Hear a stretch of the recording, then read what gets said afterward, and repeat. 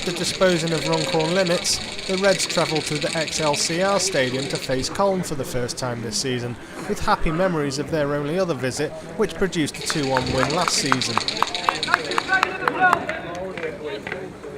There was a lively opening 10 minutes to the game, and AFC Liverpool, kicking down the infamous slope, fired the first shot in anger as Stephen Williams tested Christopher Thompson. A couple of minutes later, strikers Ronnie Morgan and John Lawless combined to allow Lawless to try his luck from the edge of the box. Looking like they might already have the upper hand, AFC Liverpool then presented the home side with a wonderful opportunity to take the lead, as miscommunication between Dean Pye and Darren Torpey presented the ball to Michael Saunders, who saw his effort headed off the line by River Humphreys, and then the central defender produced an even better save to deny Jason Hart as he followed up.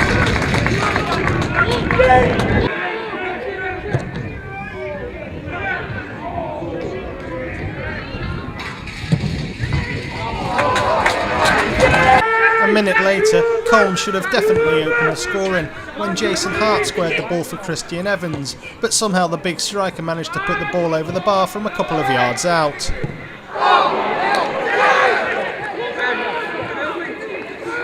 AFC Liverpool responded immediately as they went back on the attack, and it was Sean Harris who forced Christopher Thompson into a save.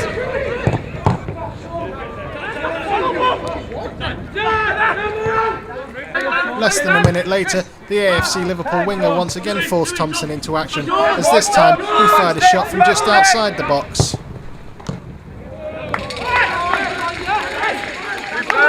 And with less than 12 minutes on the clock, Harris was involved once again, as he was brought down inside the area by Benjamin Hoskin, as the winger tried to cut inside the right back.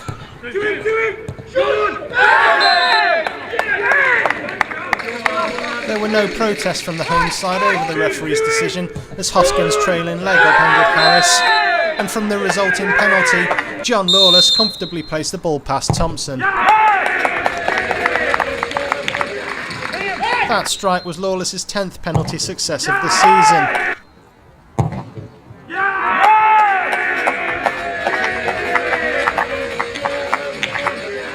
After that early goal, Colne were not much of a threat, with James Crawken's half chance at the back post their only other serious attempt for the rest of the half. AFC Liverpool, on the other hand, were much more forceful going forward, and Sean Harris almost forced Thomas Fowler to turn the ball into his own net, but fortunately for the defender, his keeper was alert enough to the danger.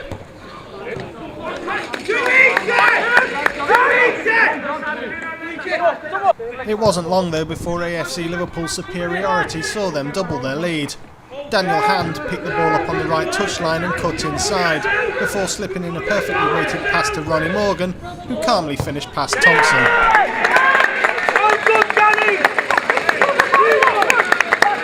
That goal took the strikers' tally to 7 for the season in just 16 appearances.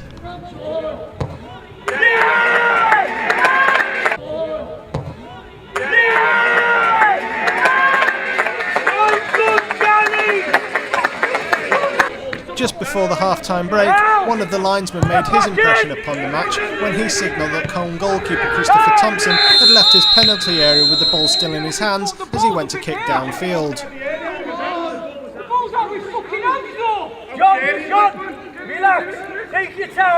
On second viewing though, it seemed as though the keeper had been harshly punished, but without the benefit of a TV replay, the referee awarded AFC Liverpool a free kick on the edge of the box after consulting with his official. John Lawless stepped up to take the free kick and finished in some style.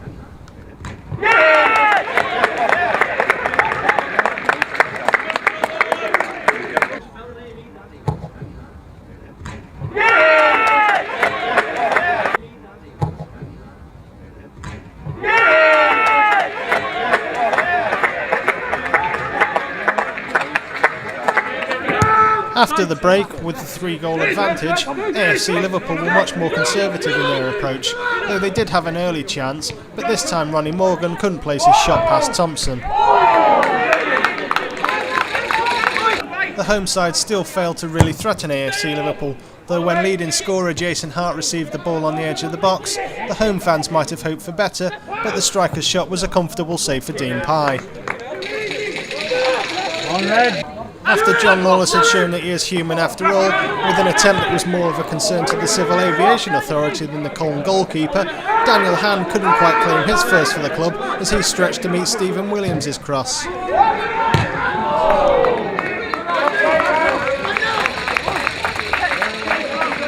Ever more one-dimensional, Colne resorted to long ball tactics which still never really threatened AFC Liverpool, with a Jason Hart half chance the most serious threat. Even when Colne did break through the AFC Liverpool backline, it was more by luck than judgment, though it brought them no more reward, as Dean Pye was alert enough to the possible danger.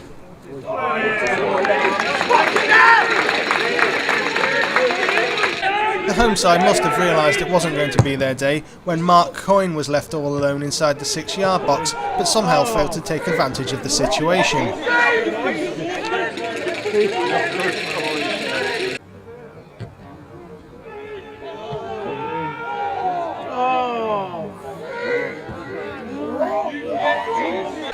In the end, AFC Liverpool comfortably held out for the victory, though late on there was one last half chance for Jason Hart as he escaped free down the right side, but he was unable to get his shot past Dean Pye.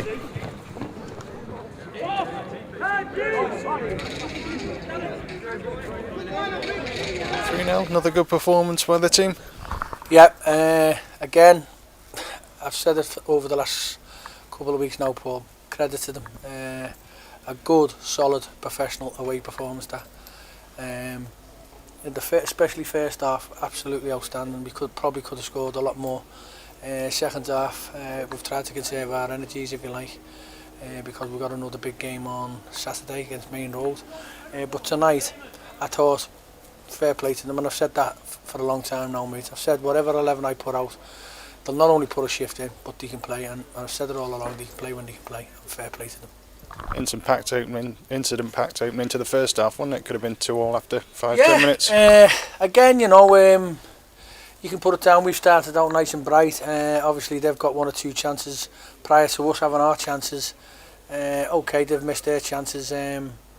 But, you know, when you played the amount of games we have over the period we have, it took our time, took about 20 odd minutes to get, if you like, our second wind, our organisation, and you know, and our stamp on the game, if you like. But you know, they've missed it, like you said early doors. They've missed 1 or 2 chances. It may have changed the game, but you know, at the end of the day, they haven't put them in, and we have. And I've seen one of the best free kicks I've seen for a long time tonight, within John Lawless. I'm sure to God, if that was done in the Champions League, I think they'd be showing it week in, week out. Yeah, it was quite a special free kick, wasn't it? Unbelievable, mate, unbelievable. To put it where he did, tell you what, I'm speechless, to be honest, on that one. It was absolutely tremendous, but overall I thought we were absolutely tremendous. Great discipline, and you know, they've kept the tempo up again, so it's credit to the fitness as well, surprisingly. Credit to River Humphreys as well, the great double save with headers off the line. Yeah, again, you know, young Dean Pye's coming, and you know, he started and he's done really well, young Dean. You know, early doors, you know, he got away with that one especially, but River, but I've said that all along about River being a defender the way he is. You know, he anticipates and he gets in the right place at the right time. And the first instance when the ball's gone over Dean, his first instinct is to get back on the line, and as you said, the 2 clearances were immense, within seconds of each other, so credit to him. With the contrast in the slope of the pitch, do you have to have 2 different approaches to the 2 different halves? Well, you'd like to think so, Paul, to be honest, but you know, unfortunately we don't play here, so we have to adapt on the night, and again, especially, you know, we've gone down the slope first, early doors, but we haven't just lumped it. We played and we scored 3 good goals in the first half. Second half was more disciplined approach. You know, it's a case of just keep your shape, your discipline. You know, don't let them get an early goal, and let's see how the game pans out second half. And I thought it was a proper professional performance, so I'm well happy. And it's a nice end towards the end of the season for you. Nice finish, isn't it? Yeah, it is, to be fair, Paul. But you know, I've said it a couple of weeks ago. I'd like to have, you know, been on an even keel, if you like, and we would have seen if we would have gone higher. And I generally believe we could have been a lot higher than where we are at the moment.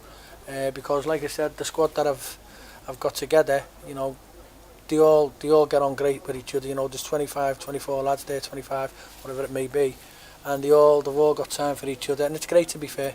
And I know when whoever comes in, there's none of this sulking, none of this moaning. You know, they know the situation we're in at the moment, and every one of them goes and puts a shift in, and it's a credit to them as a group. Well, congratulations on the performance, and nice way for you to celebrate your 150th game in charge. Is it? I didn't know that. Thanks very much. Did we get anything? Yeah, the sack.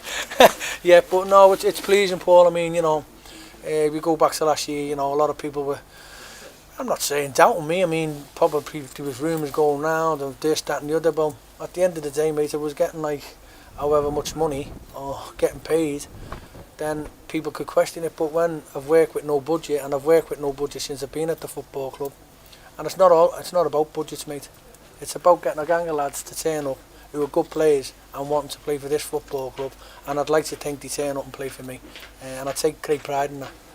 And it's easy to turn around and say, well, hey, last year we won, massive improvement this year, and it's a credit to these lads who turn up for AFC Liverpool, and for the supporters, the people that run the club, and most of all myself, mate, because without them players I'm nothing. Because players get you sacked or win your leagues, and it's as simple as that. But it's a credit to them, mate, really is, and it's a pleasure working with them.